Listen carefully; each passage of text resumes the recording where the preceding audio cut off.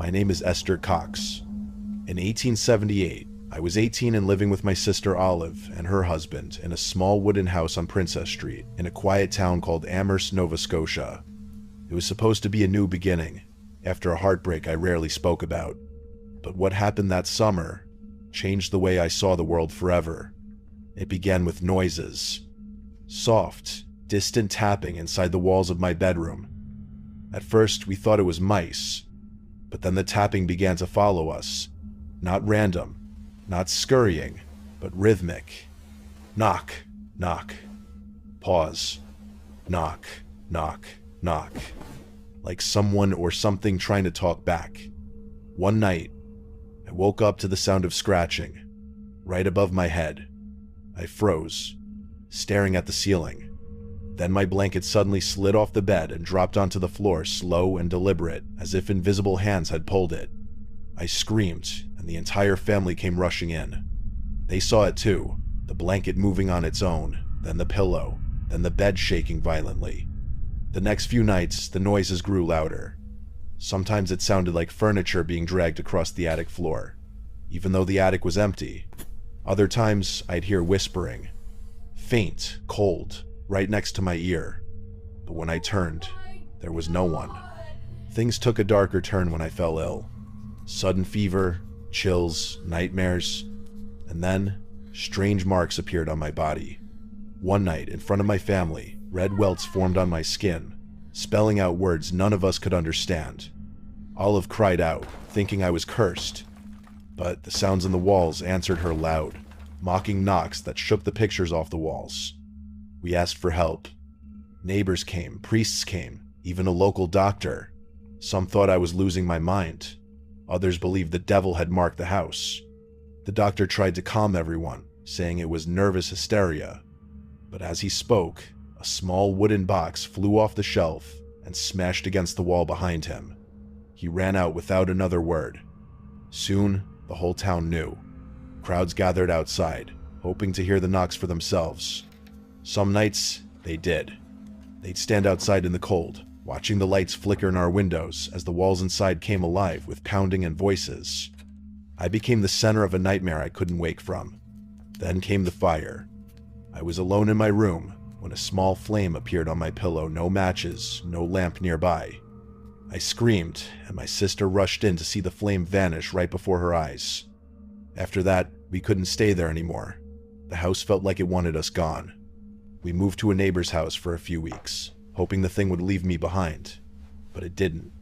The knocks followed. The whispers followed. Even the temperature around me would drop so suddenly that you could see your breath in midair. One night, I asked out loud, "Who are you? What do you want?" The answer came as 3 heavy thuds on the floorboards, deliberate and close. I'll never forget that sound. It wasn't random. It was a reply. Eventually, after months of torment, it stopped just as suddenly as it had started. The house fell silent again, though it never felt truly empty. Some people said it was a ghost, a restless spirit drawn to me. Others said I was possessed. A few still insist it was all hysteria, a young girl's mind breaking from trauma. But I know what I saw, what I heard. Even now, when I close my eyes, I can still hear those knocks, the soft, steady rhythm that once echoed through the walls of that little house in Amherst. Sometimes, when the wind is still and the night is quiet, it comes back. A faint tap, then another, as if it's still waiting for me to answer.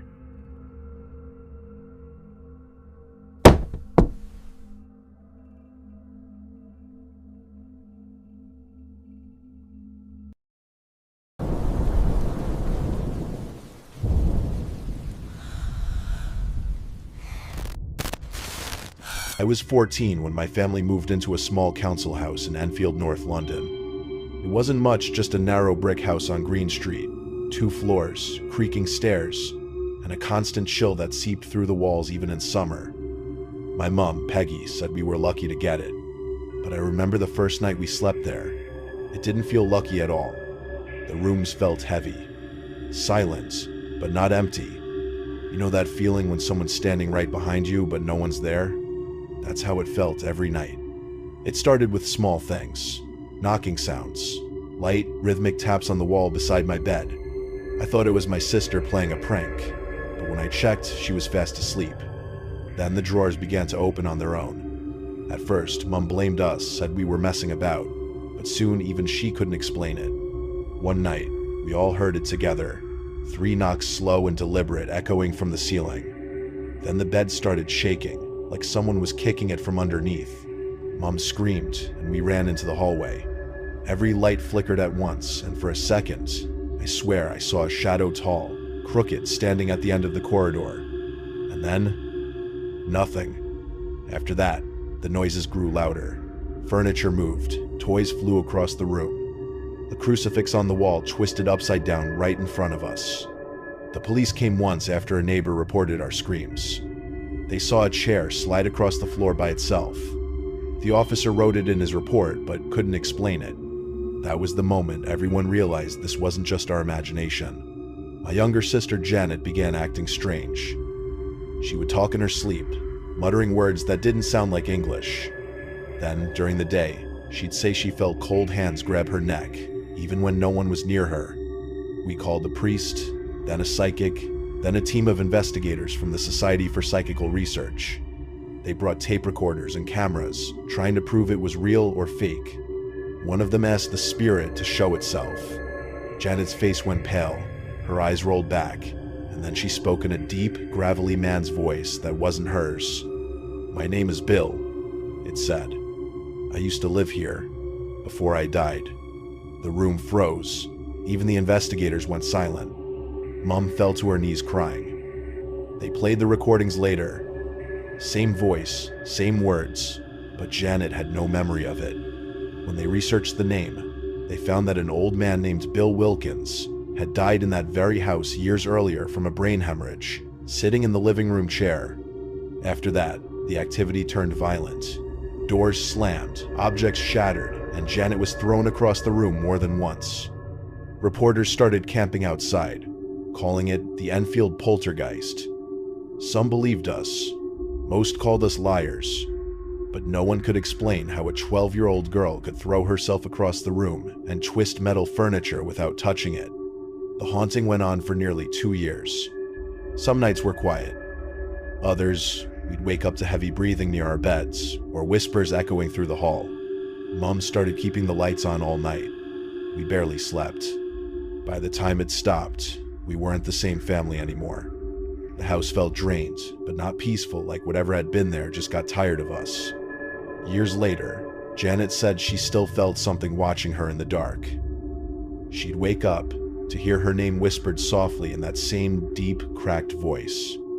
Some people still say we made it all up, but those who've spent a night in that house on Green Street, they never stay till morning.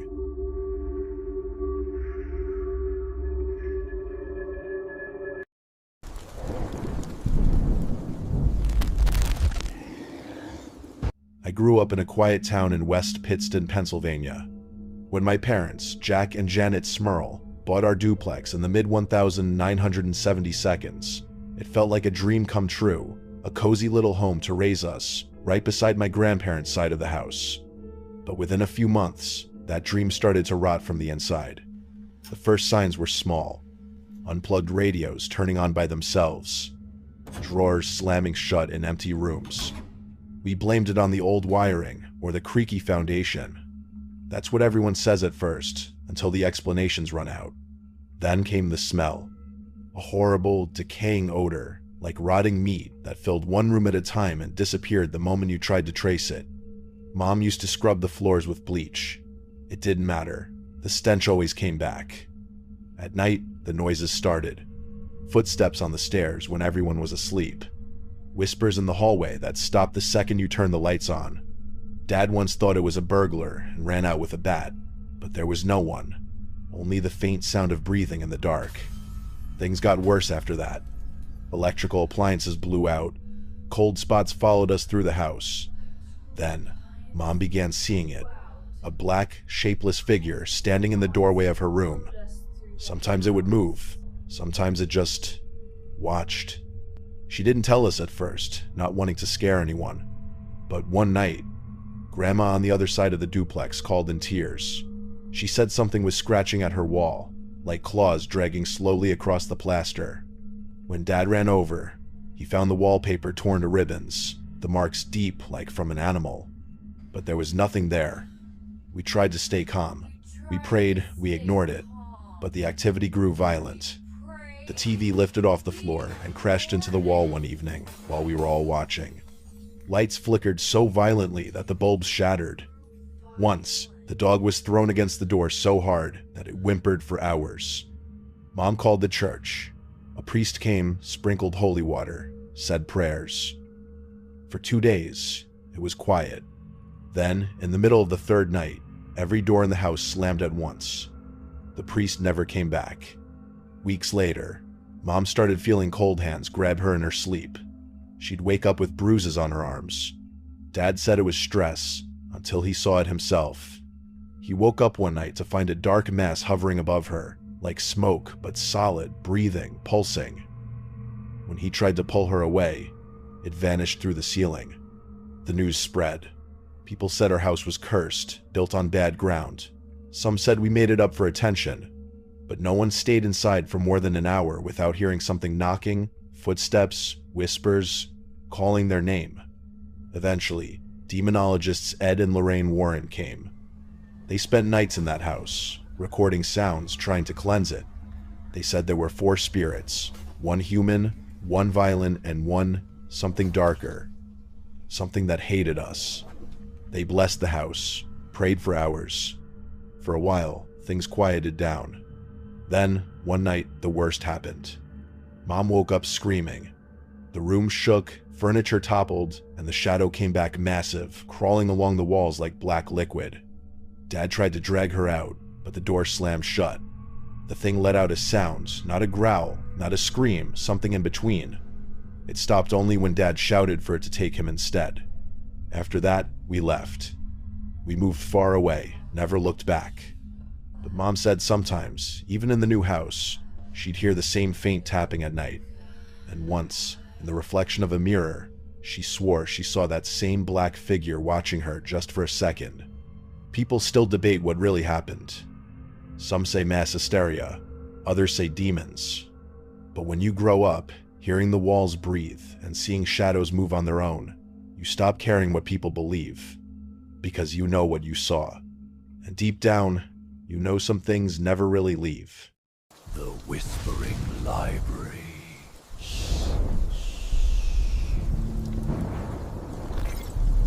It was a rainy night when Rhea, a 1-year-old college student, decided to stay late in the old city library. She had a research paper due in the morning, and procrastination had finally caught up with her.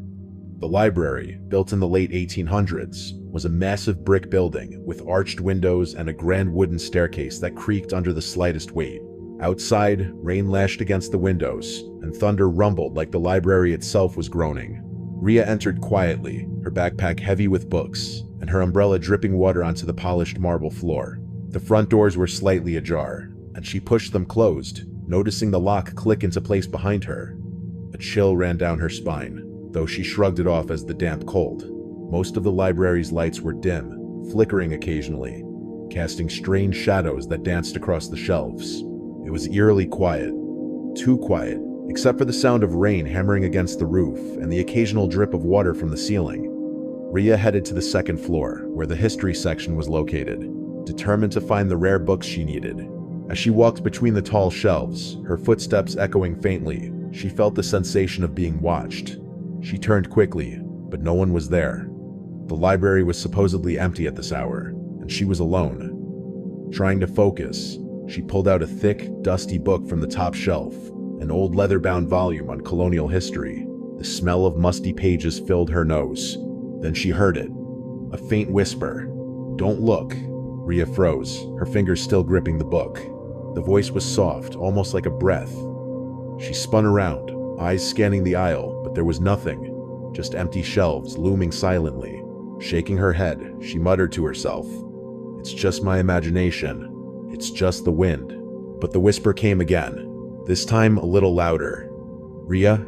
Her heart started pounding. She looked down the long aisle, half expecting someone to appear, but it was empty. The lights flickered more violently now, plunging her briefly into darkness. When they flicked back on, the shadows seemed wrong. They moved independently, stretching across the shelves like dark fingers reaching for her. Panicking slightly, Rhea tried to leave. She hurried to the staircase, but something strange happened. Every exit she tried led her back to the same aisle. The library seemed to have rearranged itself. Bookshelves that were once rows now blocked her path. Doors led to walls. Even the main entrance seemed miles away. The whispers grew louder, surrounding her now, repeating her name. She stumbled into a narrow corner and pressed herself against the wall, breathing heavily. "You can't leave."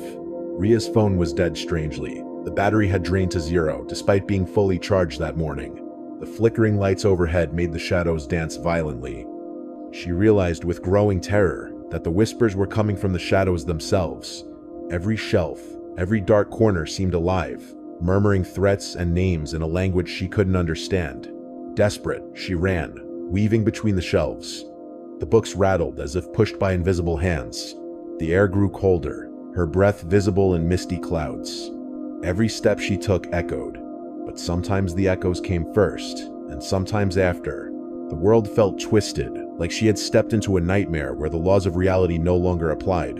In her panic, Rhea remembered a story she had once heard about the library, that it was cursed. A librarian had died there decades ago under mysterious circumstances, and some claimed her spirit never left. Scholars had reported books flying off shelves and whispers in the dead of night. People who stayed too long were said to vanish without a trace. Rhea had always thought it was just a legend. Now, she wasn't so sure. Hours seemed to pass, or maybe minutes. Time had no meaning here. Every aisle looked identical. Every shadow seemed to shift when she wasn't looking. Exhausted and terrified, Rhea slumped against a bookshelf, covering her ears to block out the whispers. "You shouldn't be here. You shouldn't be here." The voice seemed to echo from inside her skull. Her eyes fell on the book she had pulled from the shelf earlier. Its cover was now etched with strange symbols that hadn't been there before. Trembling, she opened it and found every page filled with her name, written over and over in dark ink that seemed to crawl slightly on the paper. The whispers intensified, chanting in sync with the words, "Rhea, Rhea, Rhea." Terrified beyond reason, she threw the book across the floor. It landed open at the center of the aisle, and she saw herself reflected in its shiny pages, but the reflection was not right. It grinned at her with teeth she did not possess. Rhea ran blindly, tripping over the stair railing and tumbling down a short flight of steps. She hit the ground hard, the breath knocked out of her. When she struggled to her feet, she realized she was in a part of the library she had never seen. Ancient statues lined the walls, their stone eyes seeming to follow her every move. The whispers had become a deafening chorus, filling the room from every direction. Suddenly, the statues' mouths moved. They were speaking, joining the whispers. "You belong here now. Forever." Rhea screamed, but no sound came out. Panic turned to exhaustion, and her knees gave out. She collapsed on the cold floor, tears streaming down her face. The whispers grew louder, closer, surrounding her in a living fog of sound. When the security guard arrived the next morning, the library was silent. The rain had stopped, and sunlight streamed through the windows. But Rhea was gone. The doors were locked from the inside, and no trace of her could be found except the book she had dropped. The pages were filled with her name, over and over again, as if the library itself had consumed her identity, and perhaps even her soul. Scholars later claimed that the library sometimes claimed those who lingered too long. And late at night, when the wind howls through the city streets, you can hear whispers in the library, calling out names that no one should ever hear. And sometimes, they call yours. Open.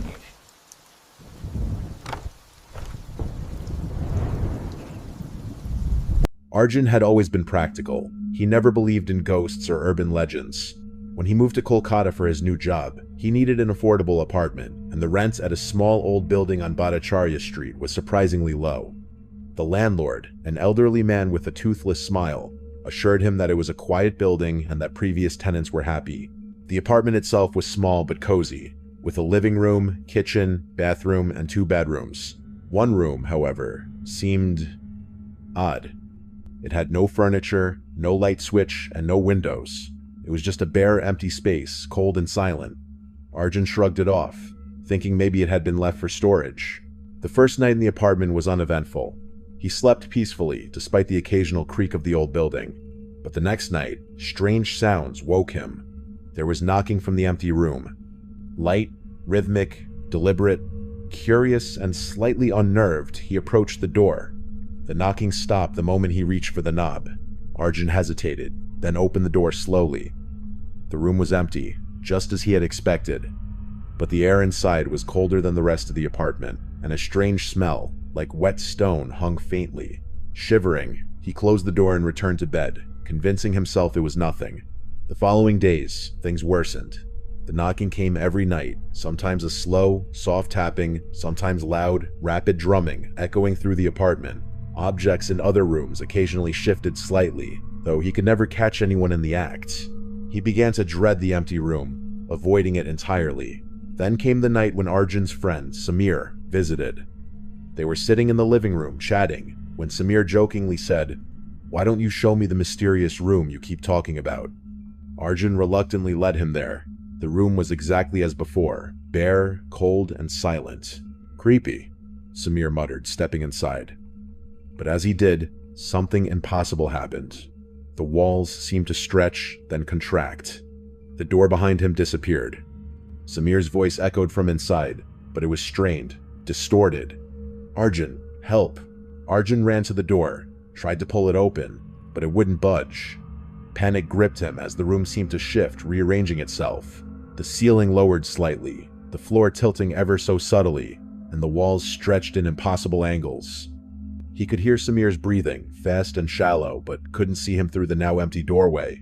Then, as abruptly as it began, it stopped. Arjun blinked, and the door was back.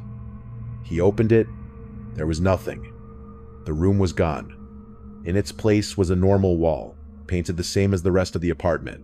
No windows, no door, no trace that it had ever existed. Arjun's mind raced. He couldn't explain it. Over the next few nights, he noticed more strange phenomena. Furniture in the apartment shifted slightly. Lights flickered without cause. And sometimes he felt sudden chills passing through him, as if someone or something was brushing past. He tried researching the building's history. Decades ago, it had been home to a wealthy family. One night, a servant reportedly vanished inside a room that no one could find afterward. Legends among the neighbors spoke of doors that appeared and disappeared, of spaces that trapped souls. Arjun laughed nervously, trying to convince himself it was coincidence. But deep down, he knew there was something wrong with that apartment. One evening, he returned from work to find a new anomaly. The wall where the mysterious room had vanished seemed slightly off. A faint outline of a door could be seen under the paint, almost like the wall was breathing. As he touched it, the outline pulsed, and he heard the faintest whisper, "Come back." Terrified, Arjun backed away, but curiosity gnawed at him. He pressed his ear against the wall, trying to understand the voice. It was faint, almost like someone trapped behind a thick veil of stone and paint crying for help. He grabbed a hammer and tried to break the wall, but it was unnaturally solid. Every strike produced a hollow, echoing sound, and the whispers grew louder, almost mocking him. That night, sleep eluded him. Every time he closed his eyes, he saw the room walls stretching impossibly, a dark void in the center, and Samir's terrified face appearing and disappearing. The knocking returned, louder than ever, shaking the very apartment. Days turned into nights of sleepless paranoia. Arjun started noticing reflections in mirrors that didn't match reality shadows, moving in impossible directions. Brief glimpses of the vanished room, even when he was in the living room. Every door in the apartment seemed alive, slightly shifting, teasing him with glimpses of the impossible space. Then, one night, the apartment seemed to pulse. The air vibrated, walls breathing slowly, and the faint sound of footsteps echoed, though no one was present. A soft, distorted voice whispered in his ear, "You cannot leave." Arjun realized he was trapped, not just in the apartment, but somehow in the building itself. The walls, the floors, the very air seemed alive, watching, shifting, keeping him prisoner. He felt an intense weight pressing on his chest, the room or the building deciding he could not escape. The next morning, the landlord came to check on him. Arjun tried to speak, but no words came. When the landlord entered the apartment, he found it perfectly normal, quiet, nothing amiss. Arjun was gone. No trace of him remained, except the faint outline of a door on the wall, the vanished room, like a memory etched into paint. Neighbors whispered about the building afterward, saying the apartment had claimed another tenant.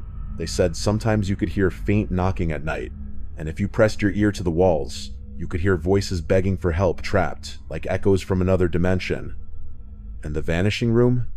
Some say it still exists, waiting for the next curious soul who dares enter.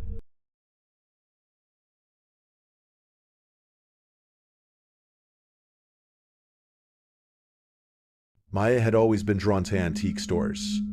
There was something magical about holding objects that had lived through decades, maybe even centuries. One humid afternoon in Jaipur, while wandering through a narrow lane lined with tiny shops, she stumbled upon a shop tucked between two crumbling buildings. Its wooden door creaked loudly as she entered, and the smell of old wood and dust hit her immediately. Among the shelves cluttered with porcelain figurines, old clocks, and faded paintings, she spotted it. A mirror with a gold frame, intricately carved with roses and vines. Despite the layer of dust covering its surface, the mirror gleamed strangely, as if it was aware she was looking at it. Maya felt drawn to it, an inexplicable pull she couldn't resist. "Ah, you've got a good eye," said the shopkeeper, a hunched old man with milky eyes. "That mirror, it's special. It's not just a reflection, it holds memories. Take care with it." Maya laughed softly, charmed by his cryptic words. She bought the mirror, carried it home, and placed it against the wall in her bedroom. That night, as she prepared for bed, she caught her reflection and felt a shiver. Something was off. Her reflection lagged slightly behind her movements, like a video buffering. She rubbed her eyes, blaming exhaustion. The next morning, she noticed it again, subtle, almost imperceptible. But the third night, the horror began. Maya awoke to a faint tapping sound, like fingernails against glass. Her eyes darted to the mirror. The reflection smiled at her. She wasn't smiling. Frozen in fear, Maya watched as the reflection raised a hand, slow and deliberate, reaching toward her. She backed away, heart pounding. The hand pressed against the glass, leaving a faint misty mark that slowly spread across the surface. She grabbed a cloth to wipe it, but as she did, the reflection winked at her. Not her, the reflection. Over the next few days, the mirror's behavior escalated. The reflection would appear when she wasn't standing in front of it, sometimes even moving independently. Objects in the room seemed subtly different. In the reflection, her bed slightly shifted, a picture frame tilted, the curtains drawn differently. She began to feel watched, even when the mirror was covered. Maya tried to remove the mirror, but it was unnaturally heavy. Even with help, she could not budge it. It was as if it had fused with the wall. She began having nightmares. Endless hallways lined with mirrors, all reflecting her, but none of them her true self. Shadows moved behind her in the reflections, whispering her name. She would wake up drenched in sweat, heart hammering, certain that the reflection had been watching her while she slept. One night, in a desperate attempt to destroy it, she smashed the mirror with a hammer. The sound of shattering glass filled the room, but instead of breaking completely, the pieces seemed to float in midair, reassembling themselves perfectly. The reflection smiled wider than ever, triumphant. A cold hand shot through the mirror's surface, grazing her shoulder. Maya screamed, but the hand left no mark. Terrified, she tried covering the mirror with sheets, then cardboard, even walls of books. Nothing worked. The reflection simply peered over, around, through. Every shiny surface in her apartment became a portal for it. The polished floor, the small decorative mirrors, her phone screen, even the window reflecting moonlight. The reflection was everywhere, always smiling, always reaching. Maya began to withdraw from life. She stopped going to work, stopped answering calls, and rarely left her apartment. Friends came by, concerned, but she refused to let anyone see the mirror. Sometimes she caught glimpses of herself moving differently in the reflection gestures she hadn't made, expressions she hadn't worn. And each time, the shadow behind her reflection grew more distinct, darker, more human. Weeks passed. The apartment fell silent except for her whispered panic. Then, one night, she woke to find the shadow fully formed in the mirror. It had no eyes, only darkness where her own should have been, and a cruel, crooked smile that mirrored hers. It raised a hand again, and this time, Maya could not move. She felt herself being pulled toward the surface, into the cold, endless void of the reflection. The next morning, the apartment was quiet. Sunlight streamed through the windows, birds chirped outside, and everything seemed normal, except Maya was gone. The mirror hung on the wall, perfectly intact, gold frame gleaming. The only difference was the reflection. Now, someone else looked back. Her smile, her eyes, trapped forever behind the glass. The antique store owner smiled knowingly when someone new came looking for the mirror. "Careful," he warned. "Mirrors aren't just for seeing yourself. Sometimes they see you first." Even today, it is said that if you look into that mirror at night, you might catch a fleeting glimpse of Maya or someone who came before her. And if the reflection smiles when you do, well, you may never leave the glass again.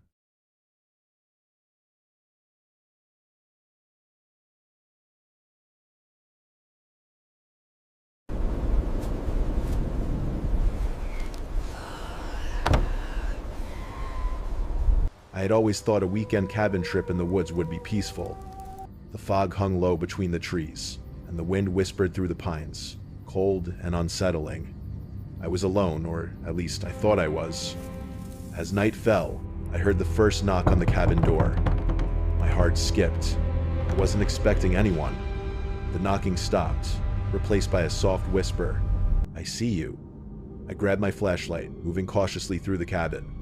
Shadows twisted unnaturally along the walls.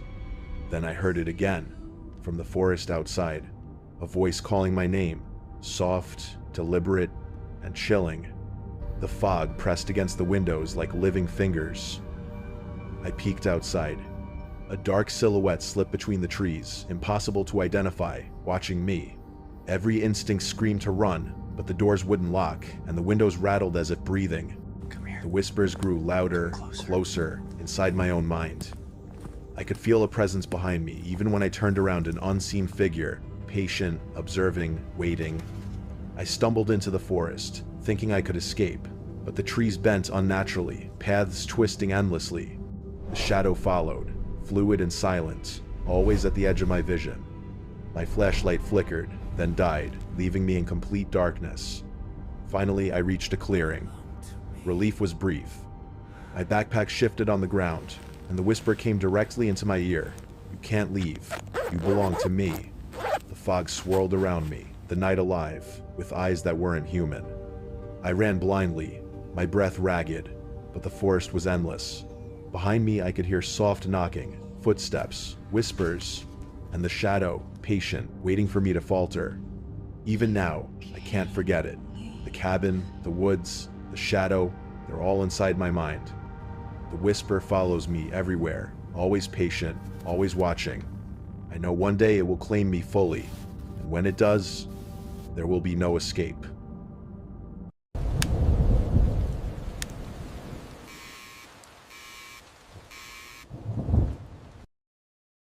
It was past midnight, and the rain tapped insistently against my apartment window, each drop sounding like tiny fingers drumming on glass. I was sitting at my desk, staring at the dull glow of my laptop screen, scrolling through meaningless notifications. The silence was heavy, almost tangible, pressing down on me. That's when my phone vibrated violently on the wooden table, jolting me upright. The screen lit up with a number I didn't recognize. Hesitation clawed at me, but curiosity won. I answered. A whisper slithered through the line, soft, deliberate, and chilling. "John." My name, carried by a voice that was both familiar and impossible. My pulse quickened, my chest tightened. I hadn't called anyone. I didn't know this number. The whisper came again, closer, almost as if it were inside my apartment with me. "John." I couldn't stay seated. Something was wrong. Terribly wrong. I grabbed my flashlight and walked through the apartment, each creaking floorboard echoing like a warning.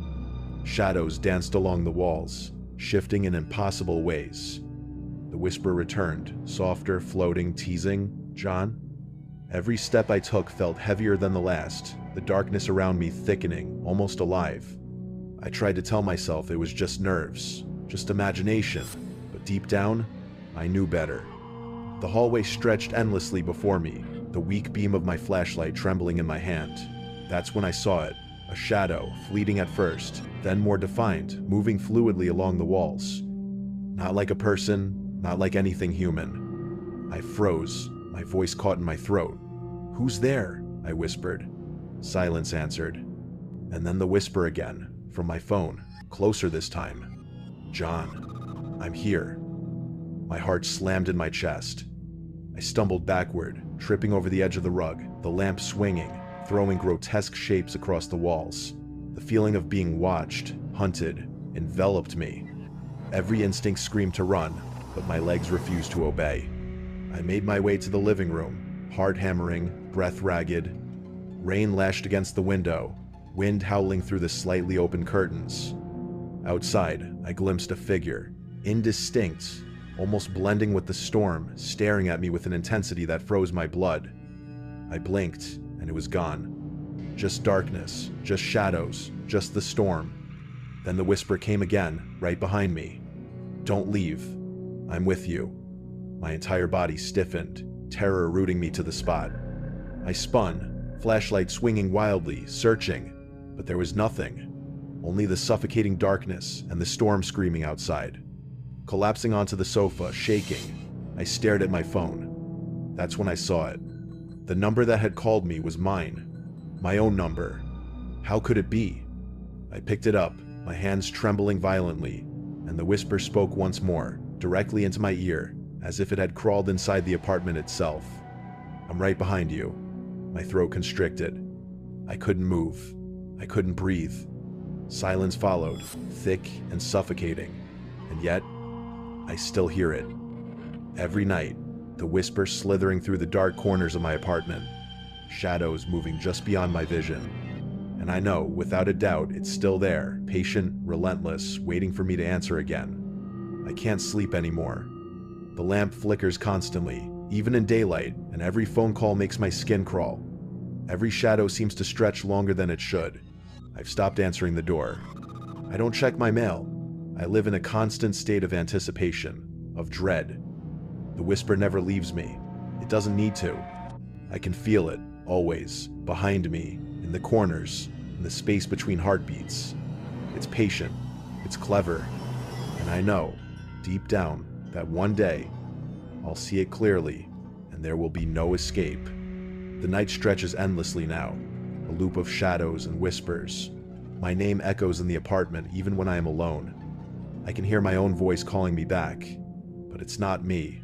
It never was me. And sometimes, just sometimes, I catch a glimpse of it in the reflection of the window, staring back with hollow eyes, waiting, smiling, always smiling. And I know that this is only the beginning.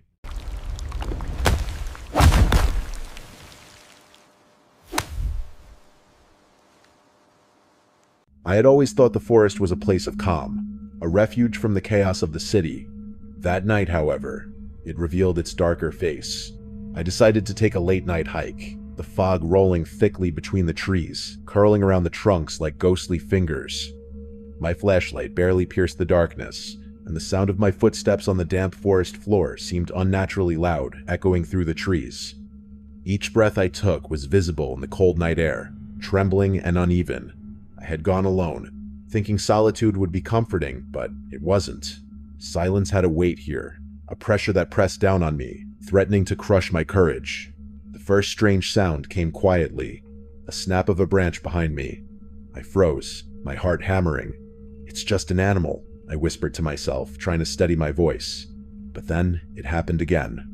And again. Footsteps, deliberate, synchronized with my own, following me, though I knew I was alone. I spun around, flashlight trembling in my hand, but there was nothing, only shadows stretching unnaturally between the trees. My imagination, I tried to tell myself, but the instinct in my gut screamed otherwise. Something was here, something was watching. As I pressed on, the forest seemed to close in around me. The trees grew denser, the fog thicker, and the path beneath my feet became indistinct. Every rustle of leaves, every whisper of wind through the branches, sounded like a voice calling my name. And then I saw it, a shadow darting between the trees. Not a human shape, not any creature I had ever seen. Fluid, moving impossibly fast, always just at the edge of the flashlight's beam. My breath caught. I turned to run, but my legs refused to obey fully, as if the forest itself had claimed them. Branches snapped violently behind me. I ran blindly, stumbling over roots, the shadow gliding silently above the ground, always in pursuit. My mind raced. Should I hide, climb a tree, or just keep running? The whispering grew louder, more deliberate, as if it were threading itself into my very thoughts. You can't leave. You can't leave me. I felt hands, cold and invisible, brushing against my back, tugging at my jacket. I screamed, my voice swallowed by the vast darkness. Finally, I burst into a small clearing, gasping, soaked in sweat and rain. The shadow didn't appear here. Relief washed over me briefly, a false reprieve. I bent over, catching my breath, scanning the fog-shrouded trees. Then I heard a soft shifting behind me, inside my backpack. My hands froze mid-motion.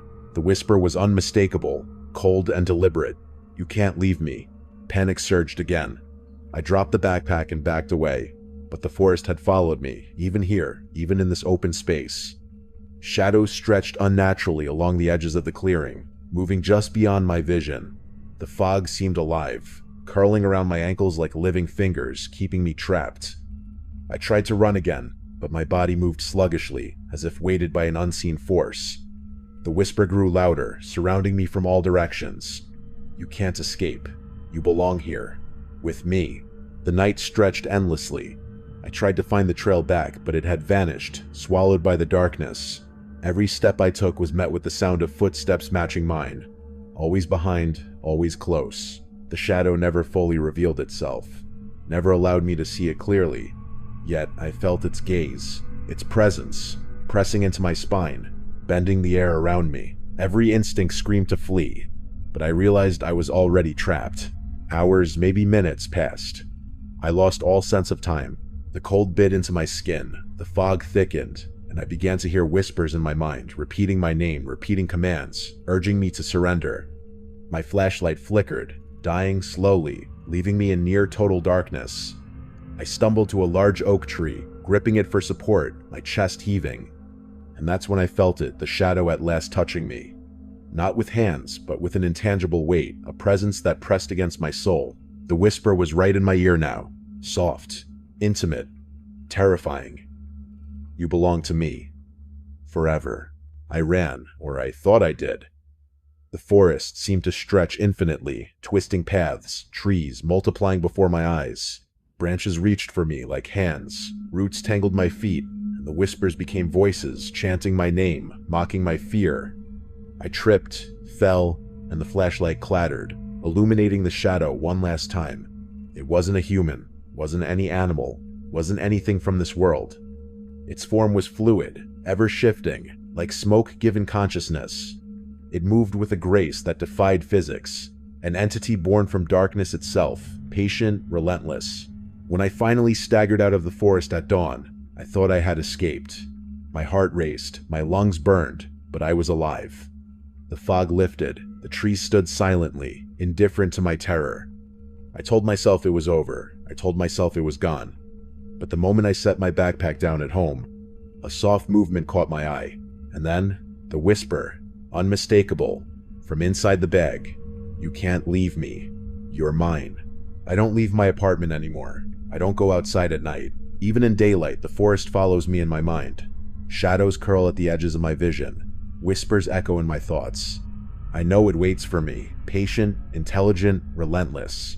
The shadow in the woods is not just a creature of the forest, it's a hunter, and I am its prey. And someday, if I ever falter, it will claim me completely.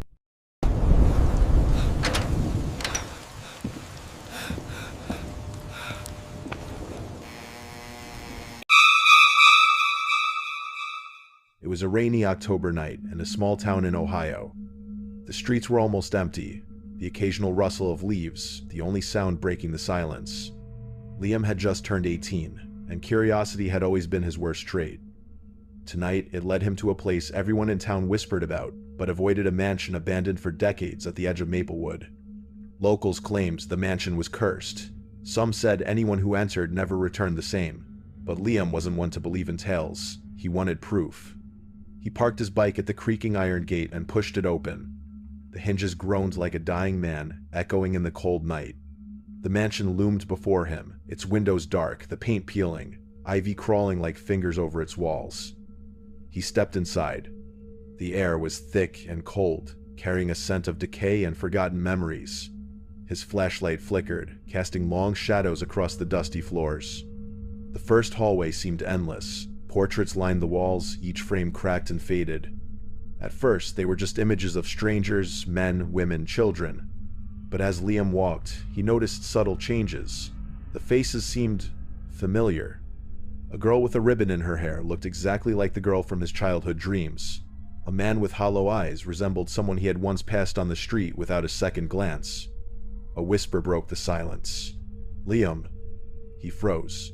His heart pounded. The voice had come from behind one of the portraits. Liam approached, shaking. The eyes of the girl in the painting seemed to glisten with tears. The whisper came again, louder this time. "Why are you here?" Liam stumbled back. The hallway seemed to stretch unnaturally. The floorboards creaked, yet not beneath his feet, somewhere else. Shadows moved in corners where no light reached, forming shapes that flickered and dissolved in the darkness. He ran, turning into a staircase that led to the upper floors. Every door he passed was slightly ajar, as if inviting him to enter. The whispers multiplied, overlapping, echoing his fears. "You shouldn't have come. We've been waiting." It's too late. In one room, he found a mirror covered with dust. As he wiped it, he didn't see himself. Instead, he saw scenes his own memories twisted and distorted. Childhood fears, forgotten regrets, moments he wished had never happened, all staring back at him. And at the center of the mirror, a dark figure stood, watching. It moved, mimicking Liam's every action but with a sinister delay. The mansion seemed alive, feeding on his fear. Hallways bent, doors disappeared, and rooms appeared where none had existed before. He realized that the whispers were not from ghosts. They were fragments of his own mind, amplified and twisted by the house. Finally, he reached the attic. A single candle burned, illuminating a small desk with a letter. Hands trembling, Liam opened it. The words were simple.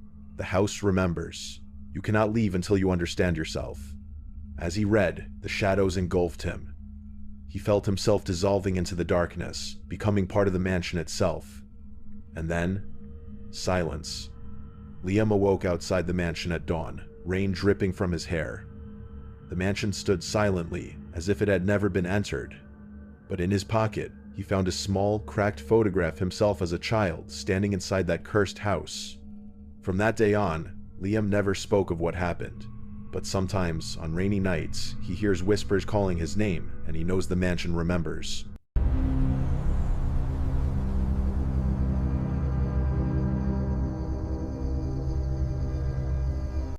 It was a quiet summer evening in Cedarville, Ohio. The streets were bathed in golden light, children laughing as they rode bicycles, neighbors chatting over fences. Everything seemed normal, almost too perfect. That is, until Mia noticed the new neighbor. House number 42 had stood empty for years, its windows dusty, lawn overgrown. But now, someone had moved in. No one in town had seen the person, yet packages appeared at the doorstep every week. Curiosity gnawed at Mia, and tonight, she decided to see who lived there. She walked up the cracked sidewalk and peered into a window. The blinds were slightly open. Inside, the room was dark, but she glimpsed a figure sitting at a desk, head lowered. Mia called out softly, "Hello? Anyone home?" No response, only a faint scratching sound like fingernails on paper. Suddenly, the figure raised its head, but there was no face, just a smooth, pale surface where features should have been. Mia stumbled back, heart racing. The figure slowly turned toward her, the movement unnatural, jerky, like a puppet on invisible strings. She ran home, locking the door behind her. But that night, she heard scratching at her window. Soft at first, then louder, deliberate. Her phone rang, displaying an unknown number. She answered. A hollow whisper said, "Why didn't you greet me?" Sleep became impossible. Every sound, floorboards, wind, even distant traffic felt like it came from that house. Shadows moved unnaturally across her walls. Friends told her she was imagining things, that stress was causing hallucinations. But Mia knew better. Something was watching, learning, waiting. Determined to confront the neighbor, Mia approached the house the following night. The front door was ajar. Inside, the walls were covered with photographs. Every house on her street, every resident, every face, and in the corner of each photo, someone had scratched a small, perfect circle. At the center of the room, a single chair faced a mirror. Mia peered into it and saw herself, but not as she was. Her eyes were empty holes, her mouth stretched in a silent scream. Behind her in the reflection, the faceless neighbor stood, reaching out. Mia ran, screaming, but the layout of the house shifted. Hallways extended impossibly, doors led nowhere, and the air grew thick, suffocating. She realized the neighbor wasn't human. It was a collector. Every glance it received, every photograph it took, became part of its endless memory. By dawn, the house was quiet again. Mia's parents found her at the edge of the street, trembling, whispering incoherently. She swore she would never speak of the neighbor again. But sometimes, when the street is empty and the wind rustles leaves just right, she hears faint scratching and knows that someone or something is still watching. And the packages at House 42? They keep arriving. You belong here.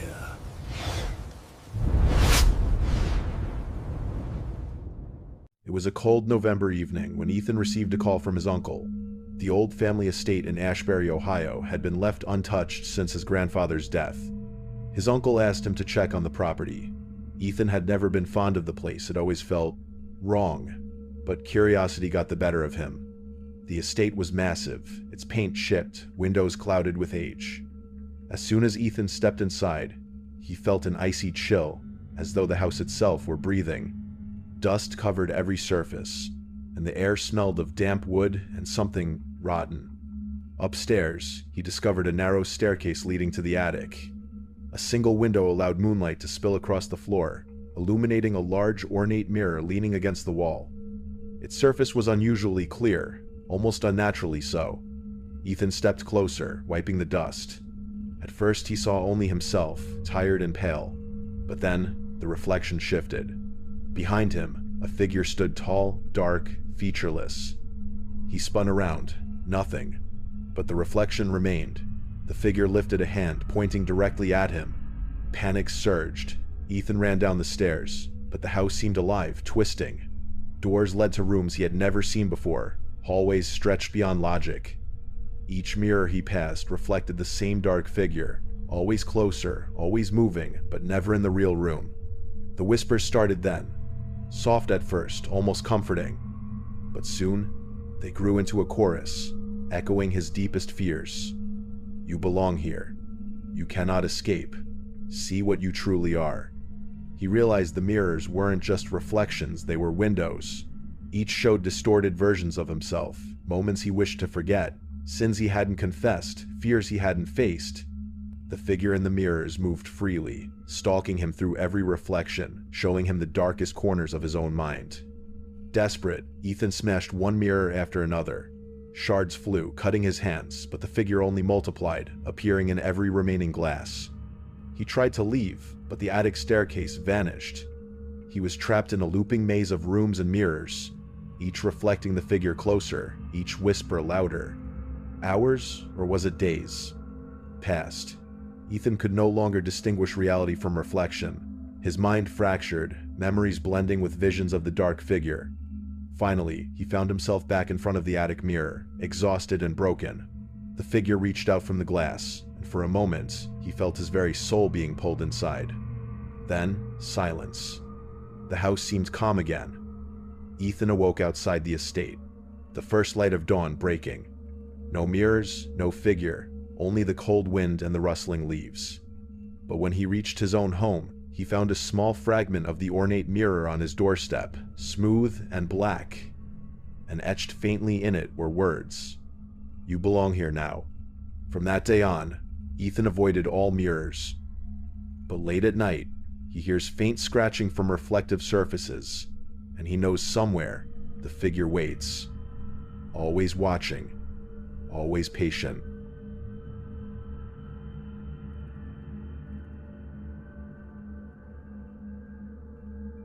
Stay.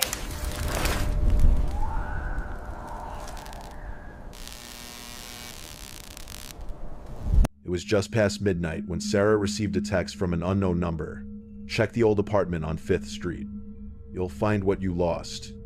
She hadn't lived in Cedarville, Ohio, long, and the apartment building mentioned had been abandoned for years. Curiosity mixed with unease, but she felt compelled to go. The building was silent, its windows boarded, graffiti covering the walls. The main door creaked as she pushed it open. Inside, the smell of damp and mold hit her.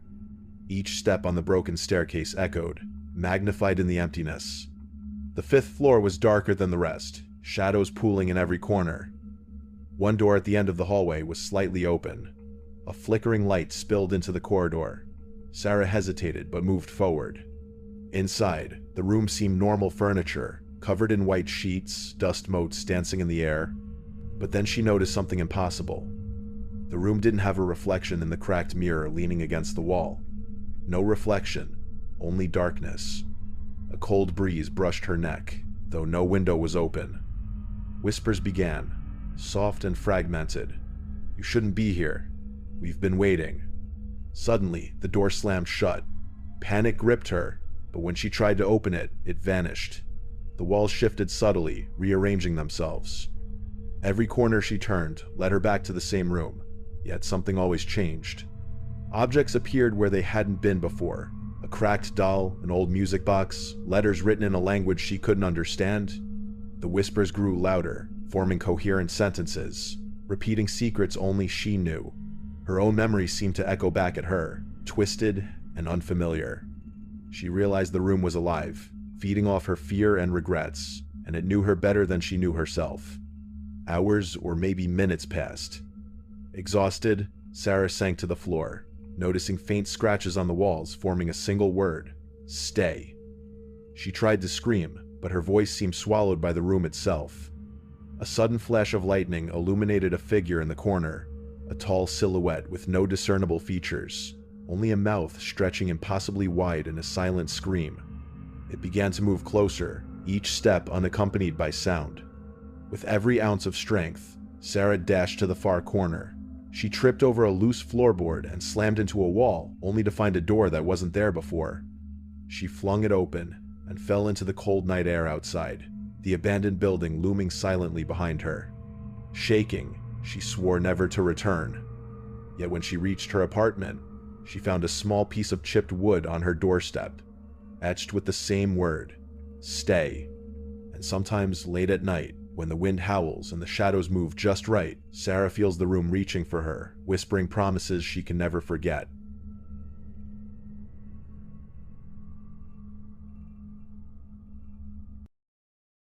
Some places shouldn't be found.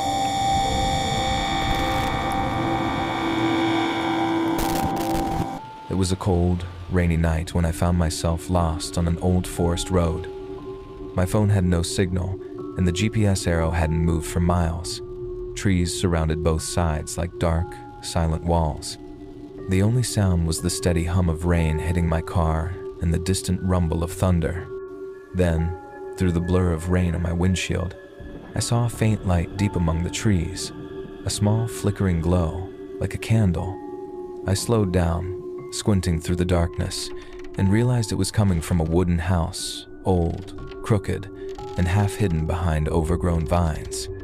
At first, I thought someone might live there, maybe an old forest caretaker or a lost traveler like me. I just needed shelter for the night. But the closer I got, the more uneasy I felt. The trees seemed to lean toward the house, their branches scraping against the roof like fingers. I parked my car, grabbed my flashlight, and stepped into the mud.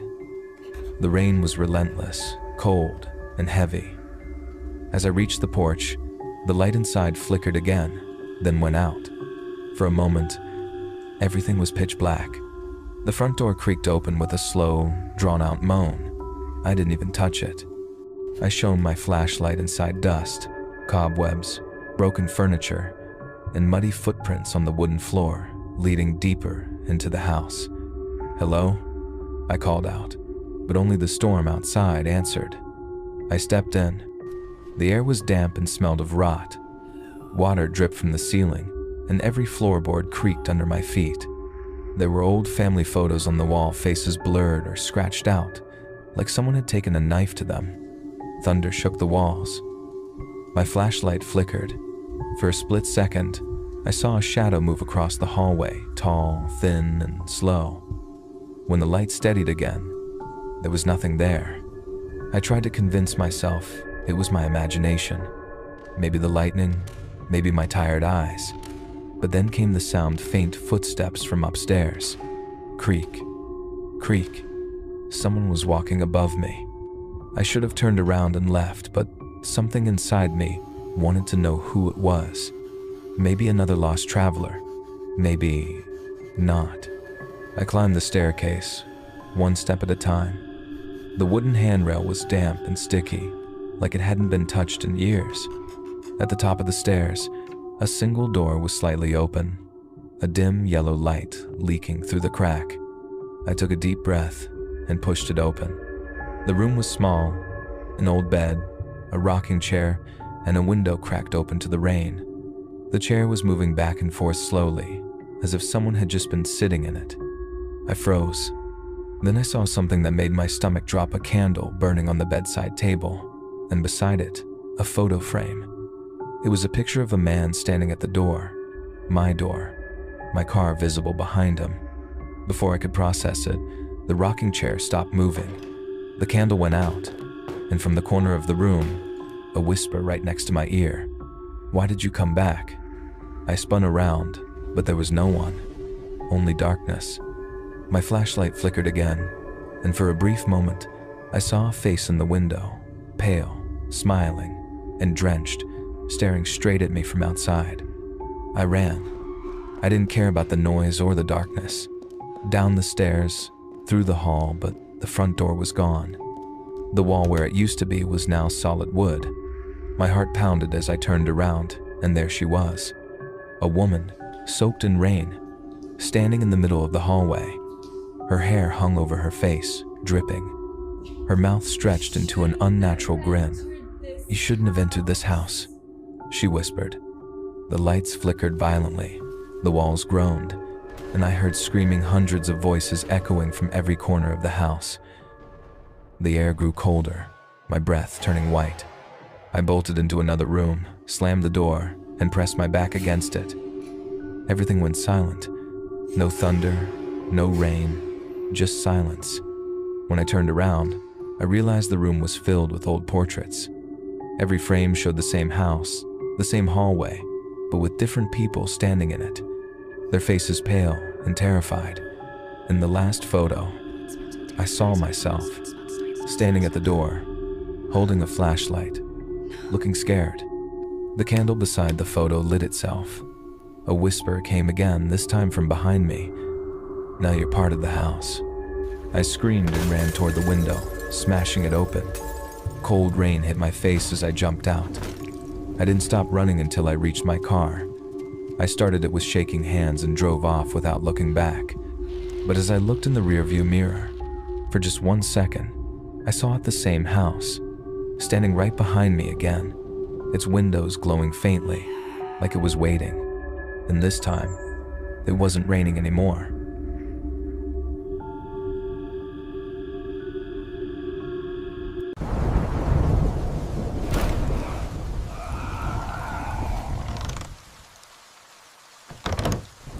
After that night, I swore I'd never go near that forest again. But some nightmares don't end when you wake up. For weeks, I couldn't sleep. Every time I closed my eyes, I saw that woman soaked in rain, smiling through her hair. So, I did what no sane person would do. I went back. It was almost midnight when I parked my car near the same dirt road. The rain hadn't stopped in days. The forest looked darker this time, heavier. Even the air felt different, colder, thicker. I followed the same path where my footprints had been washed away by the rain. But when I reached the spot, the house wasn't there. Where the house once stood, there was only an empty clearing. Wet grass, broken branches, and a few pieces of rotten wood half buried in mud. It looked like no one had lived there in decades. Yet I knew what I had seen. I walked closer, and that's when my flashlight caught something. A door. Just a single wooden door, standing upright in the middle of the clearing, not connected to anything. It looked old, the same faded brown color as the house's door. Its handle was rusted, but when I touched it, it was warm. A sudden whisper brushed past my ear. "Welcome home." I turned, but no one was there. The forest was dead silent. I took a deep breath, and before I could think, I pulled the door open. Behind it was a room. Not just any room, the same living room from that house. The same broken furniture, the same scratched photographs, the same smell of rotten damp wood. But this time, the rest of the house wasn't there. Only the room, floating in darkness beyond the doorway. I stepped inside. My body trembled. The air was colder now, almost freezing. As soon as I entered, the door slammed shut behind me. The candle on the old table lit itself, casting faint light on the walls, and I realized something horrifying. The photos on the wall were different. They weren't scratched anymore. They showed people looking directly at me. Then, one by one, their eyes began to move. I backed away, my breath fogging the air. The candle flickered violently, and I heard it again, that slow, creaking sound of footsteps above me. But there was no upstairs this time. There was no ceiling, only darkness above. Then came a knock, 3 slow, heavy knocks on the other side of the wall. Then another, closer. Then another, right behind me. I turned around and there was a door that wasn't there before. It was identical to the first one. My heart pounded as I reached for the handle. When I opened it, I found myself standing in a hallway, inside the same forest house again. Only now, everything looked newer, like it had just been built. The lights worked, the walls were clean, and faint laughter echoed from one of the rooms. I called out, "Hello?" No answer. I walked toward the laughter, a child's laughter, soft and echoing. The sound led me to a half-open door at the end of the hall. I pushed it open. Inside, a small girl was sitting on the floor, playing with wooden blocks. She looked up and smiled. "You're not supposed to be here yet," she said in a calm voice. Before I could ask what she meant, the entire room began to shake. The lights flickered. The girl's smile faded. She whispered, "She's coming." The window shattered, and I heard that same dripping sound again, footsteps mixed with water. The woman was back. Her shadow stretched across the floor, long and unnatural. She moved closer, her face half hidden, water dripping from her hands. I stepped back, but the door behind me vanished. She leaned close, whispering in that same cold tone, "You shouldn't have opened the door again." Her eyes turned black. The candle went out. When I woke up, I was lying in my car, dry, safe, daylight filtering through the trees. I thought it was a dream, but when I turned to the passenger seat, there was something lying there, the same photo from the room. Only this time, it was new, and in the photo, I was standing beside her smiling. Now you'll never leave.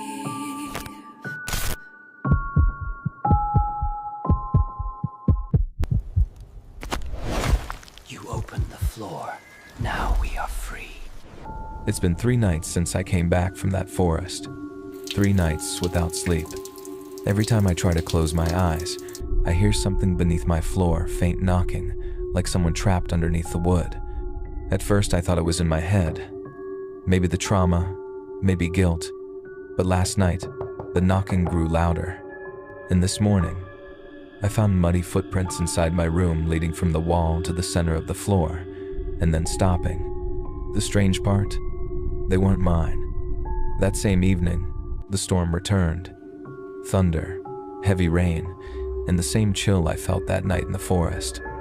I sat alone in my living room, the candlelight trembling every time the wind hit my window. Then came that sound again. Knock, knock, knock, right beneath my feet. I grabbed my flashlight and crouched down. For a moment, everything went silent. Then, I heard a voice faint, muffled, and desperate. "Help me, please." It was a woman's voice, the same one from that house. My skin went cold.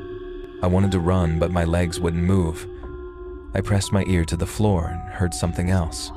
A second voice, a whisper. This one sounded closer. She's lying. My breath caught in my throat. Two voices, one begging, one warning. I didn't know which one to trust. The knocking turned into pounding, shaking the whole floor. I grabbed a crowbar from the corner and, against my better judgment, started prying the floorboards open. Each nail came out with a loud creak. Dust filled the air. When I finally lifted the last board, there was nothing, only darkness below. But then I noticed something, a staircase, narrow and wooden, leading down into the ground. The air from below smelled like wet soil and mold. My flashlight barely reached the bottom. I hesitated, then started climbing down. As I went deeper, I realized the walls weren't made of concrete or dirt. They were made of old wood, carved with strange symbols. The deeper I went, the louder the whispers became. Welcome back. You shouldn't have left. She's waiting. At the bottom, I found a small underground room. In the center was a chair, and on it, a man. His skin pale, his eyes wide open, but he wasn't breathing. In his hand, he held a photo. It was me standing inside that same room. The candle beside him flickered, though there was no wind. I stepped closer and noticed something else, carvings on the wall behind him. A date, the 6th of October, 2025. That's today. My heart dropped. I turned to run, but the staircase behind me was gone. In its place, just a solid wooden wall. The whispers grew louder, overlapping, turning into screams. The candle went out, and the room fell into pitch darkness. I could still hear breathing, not mine. Slow, steady, right behind me. Then, a voice I'll never forget. You opened the floor. Now we're free. Something grabbed my ankle and pulled me down. I screamed, kicking and clawing at the wood, but the ground felt like water cold, pulling me deeper and deeper. The last thing I saw was the candle relighting itself, illuminating a new photograph on the chair. It showed the room empty again, except this time, I wasn't in it. I was beneath it.